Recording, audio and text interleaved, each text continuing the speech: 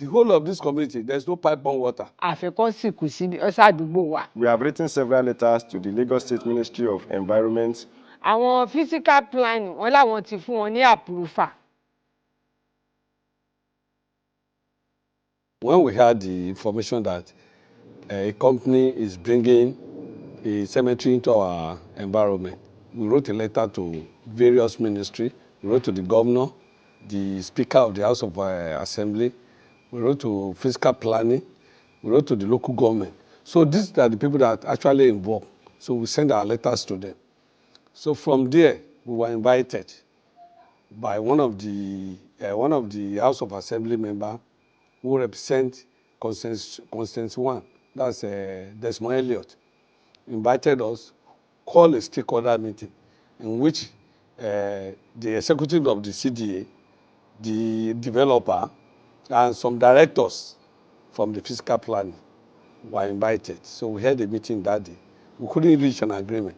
They were speaking on behalf of the developer, and that was what raised the question we asked them, that is there a vested interest from you in this project? Why shouldn't you allow this developer to speak for himself? Why defending such a project in our community when we already said no to this? So we are suspecting a foul play.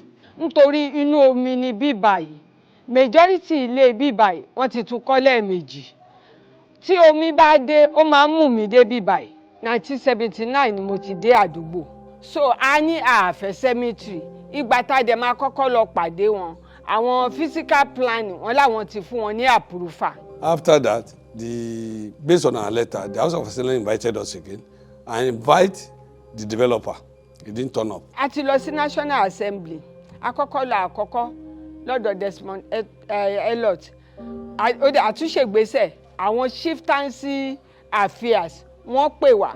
Ṣùgbọ́n wọ́n pe ẹni tó lóun fẹ́ ṣe ìtẹ́ òkú yẹn, Olúmídé Amúrẹ̀, kò wá. Ní ìjọ Monday tó kọjá lọ́hùn ló wá pè mí gẹ́gẹ́ bí CDA pé kí n pe àwọn èèyàn mi ká pàdé ọ̀wọ́n ní Bamboo Hall Èkó Club. Máa ṣe text message sí toró text mi sí WhatsApp mi wípé kó reschedule ẹ̀ ó ti wà too short nítorí pé gbogbo àwọn èèyàn tí máa pè wọ́n bá ti níbi tó ń lọ.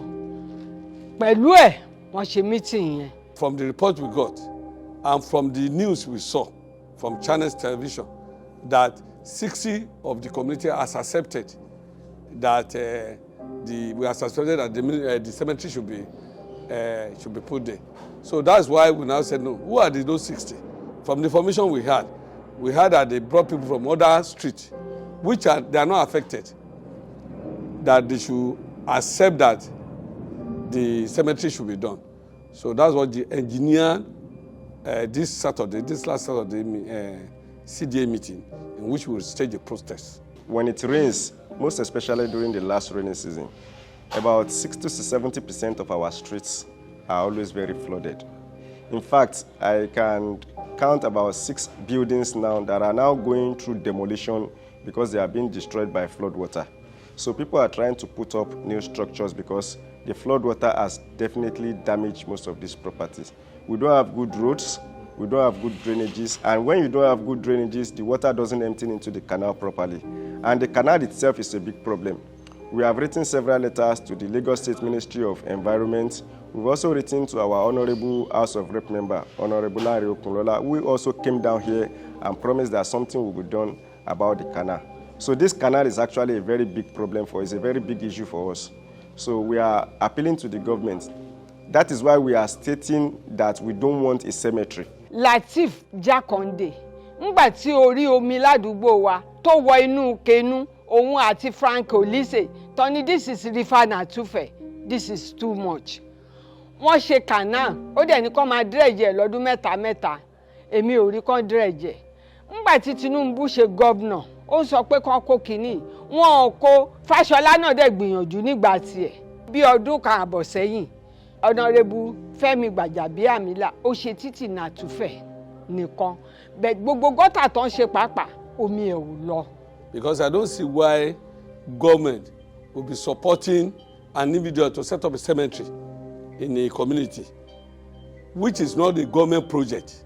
There was no response from the fiscal planning. They did not write us that the project is also there. So we believe they are backing the developer more than the community. Nítorí ìsàlẹ̀ pátápátá la wà, ìyà ń jẹ wá, a ní títì tó dáa, a ní gọ́tà tó dáa, a lómi tó dáa, bọ́ọ̀hò tá a ṣe àti tí individual ṣe kò dáa. We are grateful to the Governor of Lagos State, Dr. Babajide Sanwo-Olu.